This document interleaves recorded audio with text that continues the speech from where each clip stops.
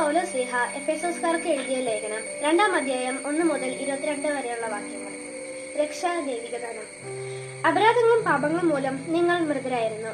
അന്ന് ഈ ലോകത്തിന്റെ ഗതി പിന്തുടർന്നും അനുസരണക്കേടിന്റെ ഈ മക്കളോടൊപ്പം ഒരു കാലത്ത് നമ്മളും ശരീരത്തിന്റെയും മനസ്സിന്റെയും അഭിലാഷങ്ങൾ സാധിച്ചുകൊണ്ട് ജഡമോഹങ്ങളിൽ ജീവിച്ചു.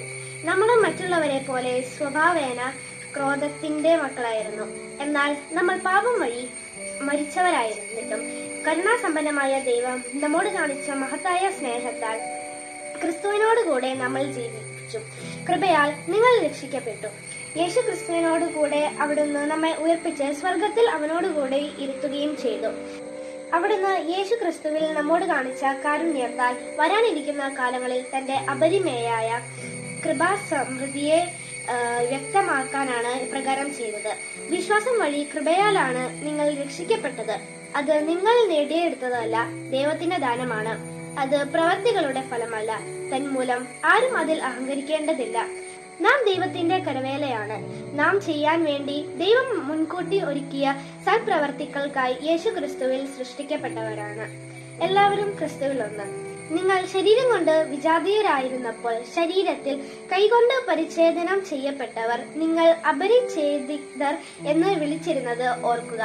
അന്ന് നിങ്ങൾ ക്രിസ്തുവിനെ അറിയാത്തവരും ഇസ്രായേൽ സമൂഹത്തിൽ നിന്ന് അകറ്റപ്പെട്ടവരും ഉടമ്പടിയുടെ വാഗ്ദാനത്തിൽ നിന്ന് അപരിചിതരും പ്രത്യാശയില്ലാത്തവരും ലോകത്തിൽ ദൈവവിശ്വാസമില്ലാത്തവരുമോ ആയിരുന്നു എന്ന കാര്യം അനുസ്മരിക്കുക.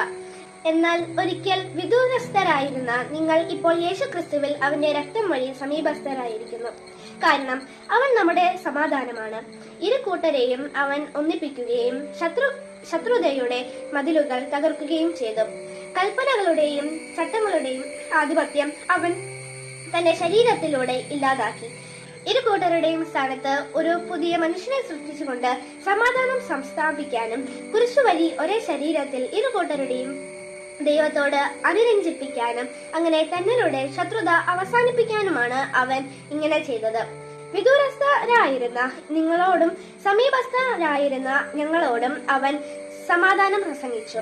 അതിനാൽ അവനിലൂടെ ഒരേ ആത്മാവിൽ ഇരു കൂട്ടരെയും പിതാവിന്റെ സന്നിധിയിൽ പ്രവേശിക്കാൻ സാധിക്കുന്നു. ഇനിമേൽ നിങ്ങൾ അന്യരോ പരദേശികളോ അല്ല, വിശുദ്ധരുടെ സഹപൗരരും ദൈവഭവനത്തിലെ അംഗങ്ങളുമാണ്. അപ്പസ്തോലന്മാരും പ്രവാചകന്മാരുമാകുന്ന അടിത്തറമേൽ പണിതുയർത്തപ്പെട്ടവരാണ് നിങ്ങൾ. ഈ അടിത്തറയുടെ മൂലക്കല്ല് ക്രിസ്തുവാണ്. ക്രിസ്തുവിൽ ഭവനം ഒന്നാകെ സമന്വയപ്പെട്ടിരിക്കുന്നു. കർത്താവിൽ പരിശുദ്ധമായ ആലയമായി അത് വളർന്നുകൊണ്ടിരിക്കുകയും ചെയ്യുന്നു. പരിശുദ്ധാത്മാവ്